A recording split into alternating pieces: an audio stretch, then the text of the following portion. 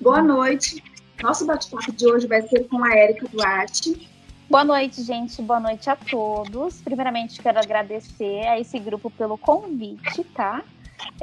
Sou Érica Duarte, tenho 27 anos, atuo como comissária há 5 anos. Sou instrutora da Domon também, do 4º bloco. Também estou cursando Ciências Aeronáuticas e estou me tornando piloto. Já tenho meu brevet de piloto privado e estou aí seguindo no piloto comercial. Érica, eu queria te perguntar, você já passou outros fusos horários e como você se sentiu? Sim, eu fui a passeio. Eu fui para Portugal, que foi o lugar mais longe que eu já fui. Então, quando a gente sai do oeste, que a gente vai para o leste, são horas a mais. Vocês devem ter visto isso em navegação, inclusive, né? Diferença de fuso horário. Quando a gente está indo para o leste, são horas a mais que a gente acrescenta. Então, quando eu cheguei em Portugal, eu não me senti cansada. Eu dormi no voo, consegui descansar no voo. Agora, a volta eu fiquei muito mais cansada. Porque quando eu saí de lá era mais tarde, só que eu cheguei aqui mais cedo. Então, a volta, para mim, por conta da rotação da Terra, isso também interfere. Eu me senti muito mais cansada. E no dia seguinte, eu tive um voo cedo. Eu tive um voo com apresentação, acho que era 6h30 da manhã. Então, eu tive que acordar um pouco mais cedo, que já é um horário um pouco mais cansativo, né? Então, e eu tinha chegado no dia anterior às 8 horas da noite. Então, assim, eu fui fazer o voo normalmente, só que eu tava sentindo muito sono. E eu não entendi o porquê. Quando eu tava quase terminando a minha chave de voo, que eu fui refletir por que eu tava tão cansada. Aí eu falei, nossa, é verdade. Eu cruzei o fuso. E na aviação, quando você tem trocas de fuso, você tem uma nomenclatura que se chama também estado desconhecido de aclimatação. Esse estado desconhecido de aclimatação é quando você tem muitas trocas de fuso, você fica um pouco perdido, sem saber exatamente onde você está, o que você está fazendo, porque era um horário e agora já é outro. Então, assim, é necessário que tenha um descanso também, dependendo da quantidade de fuso que você cruza, mínimo, justamente para não acontecer isso. Eu não respeitei esse meu estado desconhecido de aclimatação, porque eu estava aclimatada ao fuso horário de Portugal, eu não estava aclimatada ao fuso horário do Brasil. Então, quando eu cheguei aqui no Brasil, aí sim eu percebi, depois de alguns dias, o motivo do meu cansaço, porque eu não dei tempo para o meu corpo se recuperar ao lugar em que eu estava, que era o Brasil. Eu ainda estava com o fuso horário de Portugal. A fadiga, ela já chegou a prejudicar algum relacionamento seu interpessoal? Olha, em relação a relacionamento, não, porque quando eu entrei na aviação, eu já estava solteira. Eu fiquei 1 ano solteira e depois eu conheci o meu atual namorado. A gente está junto há 4 anos. Então, como eu já entrei, ele já me conheceu na aviação e ele também tem uma amiga. Na verdade, ele foi o motivo, a gente já se conhece há muitos anos, ele foi o motivo pelo qual eu consegui fazer o curso de comissária. Eu não tive problema com ele, mas em relação à família foi um pouco diferente, porque eu não estava em todas as festas, eu não estava nos aniversários, Natal, Ano Novo, do jeito que eu estava, que eu costumava estar. A minha relação com os meus amigos, né? Alguns se afastaram, outros se tornaram mais próximos, inclusive, fora os amigos da aviação que entendem, sim. Às vezes eu fico 1 semana sem responder e tá tudo bem, porque a nossa vida é muito corrida, a vida de todo mundo é corrida, e não tem problema. O importante é a gente respeitar, e se for amigo de verdade, ele vai entender, ele vai respeitar o seu tempo, assim como a gente deve respeitar o tempo do outro também. Agora, se for alguma coisa muito urgente, claro, é urgente, aí você vai bater o olho ali e aí você vai responder na hora. Mas se for alguma conversa bem banal, então acaba às vezes passando. Eles super entendem hoje em dia, tanto por bem ou por mal, em relação à família, né? Não tem muito o que fazer. Sim. Érica, falando um pouquinho sobre acidentes e um efeito mais brusco, né, da fadiga na aviação, Em voo, você já presenciou algum acidente? Ou já aconteceu com você algum acidente por conta da fadiga? Em uma das companhias aéreas que eu trabalhei, não vou dizer qual, a gente tinha um procedimento que a gente armava e desarmava a escorregadeira juntos. E a gente estava fazendo um voo que é muito puxado. Então, a gente armou a escorregadeira, fomos voar. Quando a gente pousou, que a gente foi desarmar a escorregadeira, o colega pegou na alavanca de abertura e fechamento. Ele pegou para abrir a porta. Aí eu coloquei a mão em cima do braço dele e falei, respira. Só que eu falei, assim, em tom de autoridade mesmo. Coloquei, bati, falei, respira. Aí ele parou. Aí ele olhou para mim, aí ele viu onde ele estava com a mão, aí ele parou e desarmou a escorregadeira, eu desarmei a minha, depois ele falou, nossa, se você não tivesse aqui eu teria armado. Aí eu falei, tá tudo bem.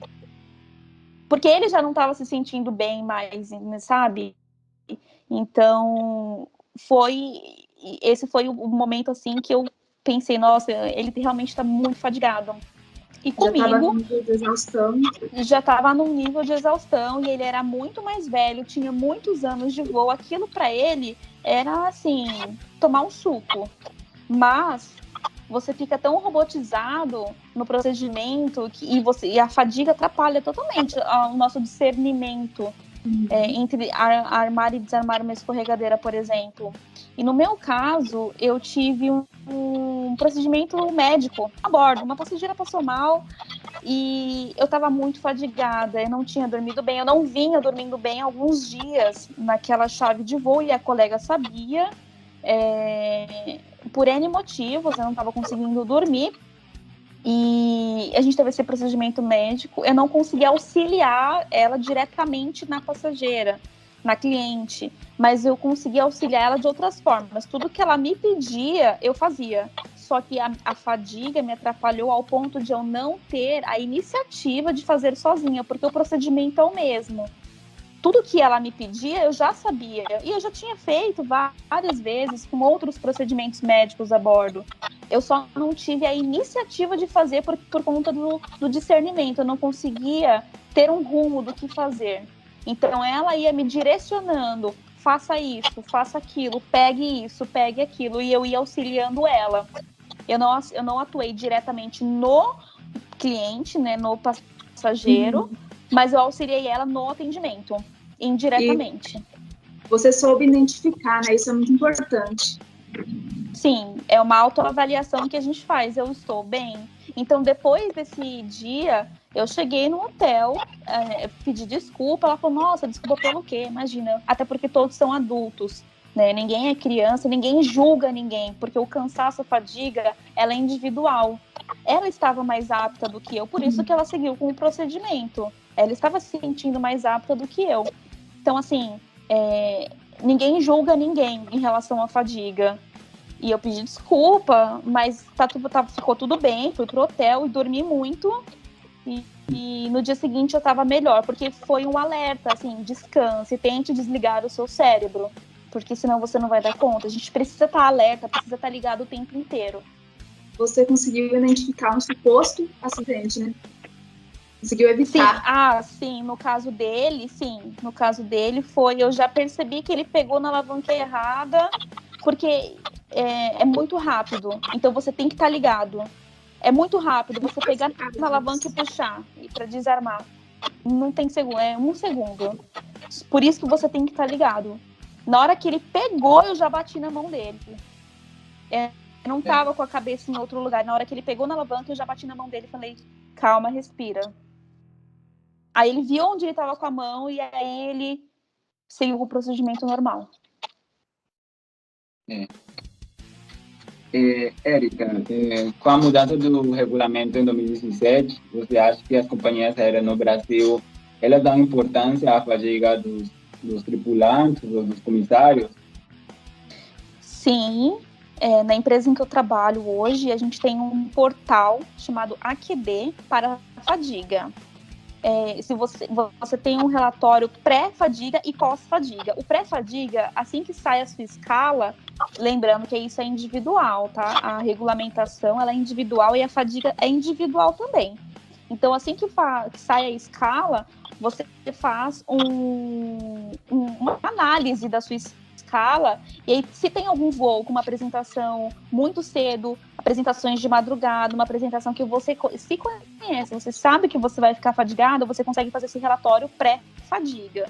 Ou se você fez algum voo que você se sentiu muito fadigado, você vai fazer o relatório pós-fadiga. Então, assim, nas próximas escalas, eles vão tentar reajustar esse voo para não sair na escala de ninguém. Lembrando que esses relatórios de pré-fadiga e de pós-fadiga, eles estão sujeitos à análise. Então, pode ser que sim, seja constatado fadiga, ou que não seja constatado fadiga. Sendo constatado fadiga, essa chave de voo, ela não vai aparecer para mais ninguém no pós-fadiga. E no pré-fadiga, se for constatado, eles te tiram de voo. Aí eles podem colocar você tanto de reserva, como de sobreaviso, como em outro voo que esteja em aberto. Okay. Mas sim, respondendo sua pergunta, sim, é muito importante essa questão da fadiga hoje em dia na aviação. As empresas dão muita atenção a isso. Assim. Érica, e em relação também aos descansos necessários dos tripulantes nos hotéis?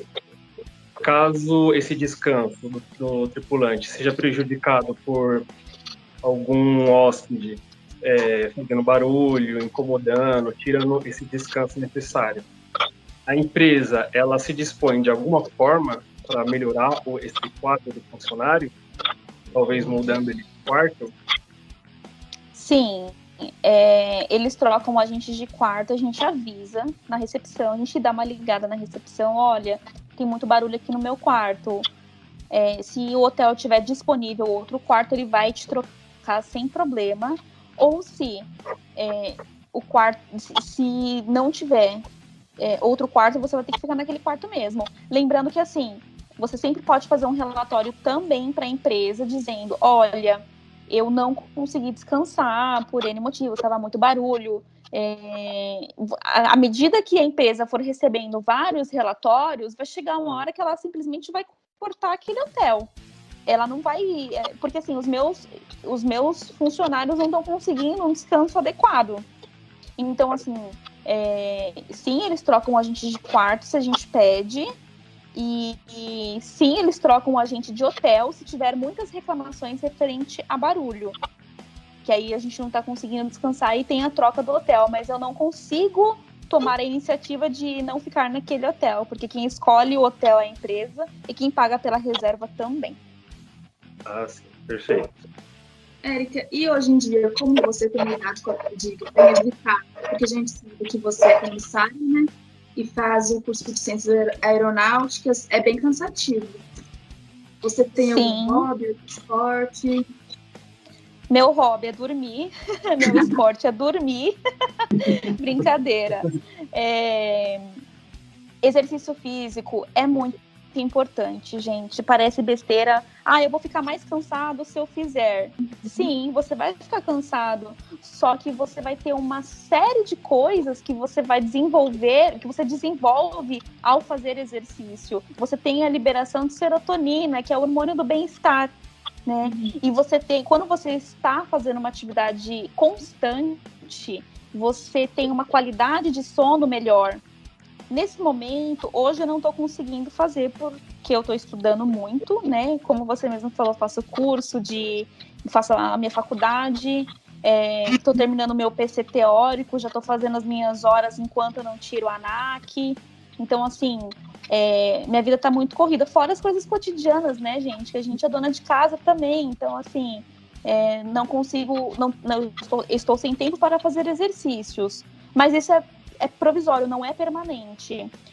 Alimentação adequada é muito importante na medida do possível. A gente tem que tentar se alimentar bem na medida do possível. A gente tem que se forçar a fazer exercício na medida do possível. E o primordial, acima de tudo, é respeitar o seu cansaço. Está cansado? Na aviação, durma.